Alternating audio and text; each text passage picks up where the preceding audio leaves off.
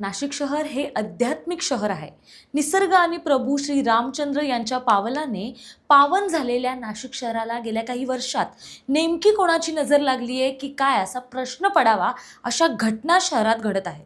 फसवणूक, हत्या, खंडणी, अत्याचार अशा स्वरूपाचे गुन्हे नाशिकमध्ये घडत आहेत. नाशिक शहरात सध्या कोयता गँग सक्रिय आहे.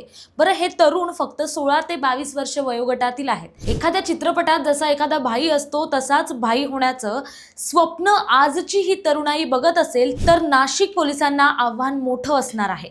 नेमकं काय घडतंय नाशिकमध्ये पाहूया विशेष रिपोर्ट. नमस्कार, मी प्राची शिरकर, प्रहार न्यूज लाईन मध्ये आपलं स्वागत करते.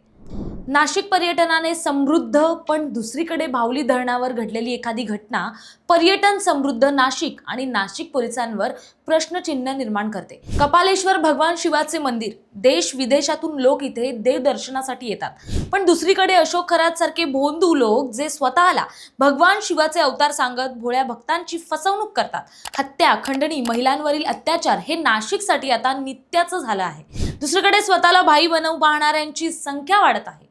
खुलेआम कोयते घेऊन फिरणारी मुलं अवघ्या 16 ते 22 वयोगटातील आहेत. या मुलांना ना पालकांची भीती राहिली ना पोलिसांची. नाशिकमध्ये महिनाभरात तब्बल 21 घटनांमध्ये कोयत्याचा खुलेआम वापर झाल्याने नागरिकांमध्ये भीतीचं वातावरण पसरलंय. या प्रकरणी 40 टवाळखोरांवर गुन्हे दाखल करण्यात आलेत. 21 घटनांपैकी 8 हल्ले टोळ्यांकडून करण्यात आले, तर किरकोळ वाद, धक्काबुक्की किंवा शाब्दिक बाचाबाची होताच कोयते उपसण्याची प्रवृत्ती वाढत असल्याचं पोलीस तपासातून स्पष्ट झालंय. याहूनही गंभीर बाब म्हणजे या घटनांमधील निम्म्याहून अधिक आरोपी अल्पवयीन असल्याचं समोर आलंय. मागील 10 दिवसात नाशिक रोड, अंबड, सरकारवाडा, पंचवटी पोलिसांनी कोयता गँगची धिंड काढली आहे. कोयते, तलवारी, स्टंट, धमक्या यांचे व्हिडिओ सोशल मीडियावर वाढत असल्याने भाई डॉन अशी प्रतिमा तयार करण्याची स्पर्धा देखील त्यामुळे सळसळत्या तरुणाईत सुरू झाली आहे. अवघ्या 16 ते 22 वर्ष वयोगटामध्ये तरुणांमध्ये वर्चस्व सिद्ध करण्यासाठी आणि परिसरात दहशत निर्माण करण्यासाठी कोयत्याचा वापर केला जात असल्याने पालकांसह पोलीस यंत्रणेची ही चिंता वाढली आहे. शहरात वाढणाऱ्या गुंडगिरीने नागरिकांना ही दहशतीच्या खाली वावरावं लागत आहे.